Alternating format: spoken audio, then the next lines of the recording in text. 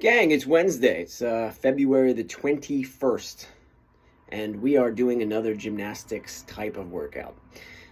This probably bears a little bit of explanation. So we're going to spend all of this video talking about the WOD. If you're curious about the strength portion or the skill development portion of this class, check out the other post about that.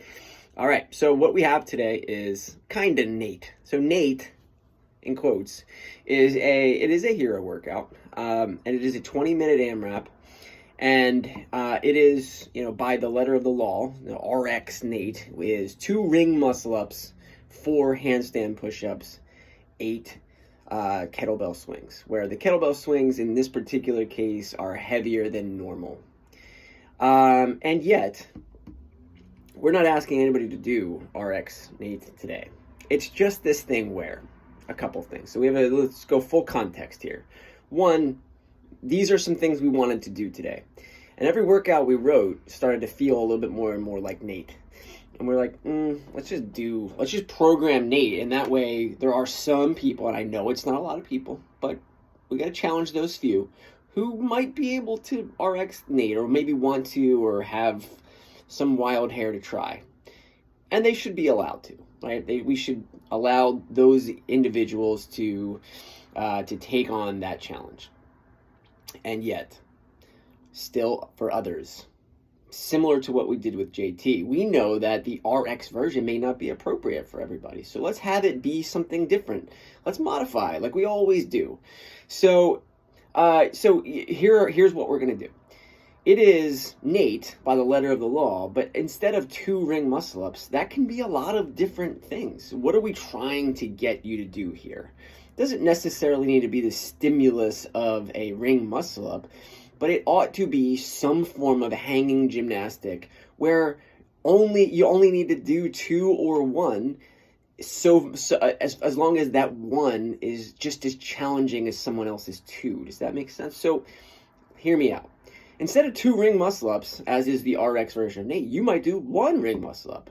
You might do 2 bar muscle ups instead of 2 ring muscle ups. You might do 1 bar muscle up instead of 2 bar muscle ups. You might do chest to bar pull ups. You might do regular kipping chin over bar pull ups if that is already very difficult for you and 2 would still be a challenge. Maybe it's the first time you've ever done kipping pull ups in a WOD, but because it's 2, you feel empowered to do that today. That would be the best case scenario for how today goes.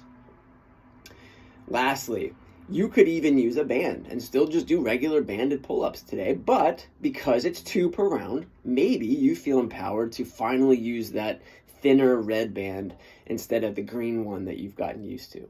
What's going to be the big challenge for you today? What's going to get even more difficult over time? Because this is a 20-minute AMRAP.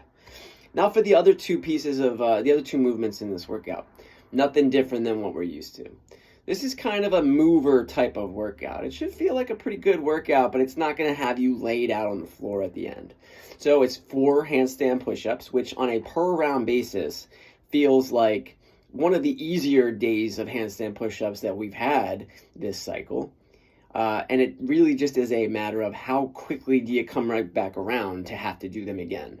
4, though, we know how we would modify this. And back on the table for a scale today would be the dumbbell press. So if you've come to be like, yeah, you know what, I don't want to go upside down, I have no ambition of doing handstand push-ups, that's fine. But we can get a similar stimulus from the seated dumbbell press. And then the kettlebell swings.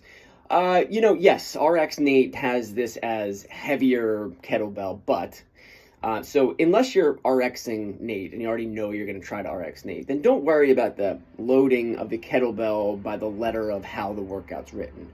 We want it to be a loading that you can do 8 unbroken for, which, we've done so many kettlebell swings, especially over the last 12 months, that you would know what loading that is for you.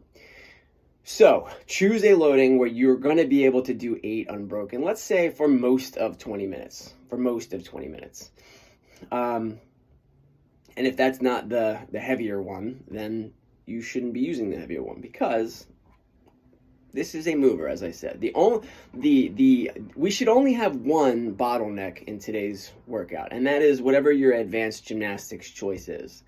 The handstand push-up choice that we make, maybe we have to break 4 into 2 sets of 2. That's okay. I wouldn't call that necessarily a bottleneck, but we shouldn't be spending even more time breaking up the kettlebell swings. That's the one thing that we can control. The movement we all know we can do. So let's not overthink the kettlebell swings today. All right. So again, it's kind of neat.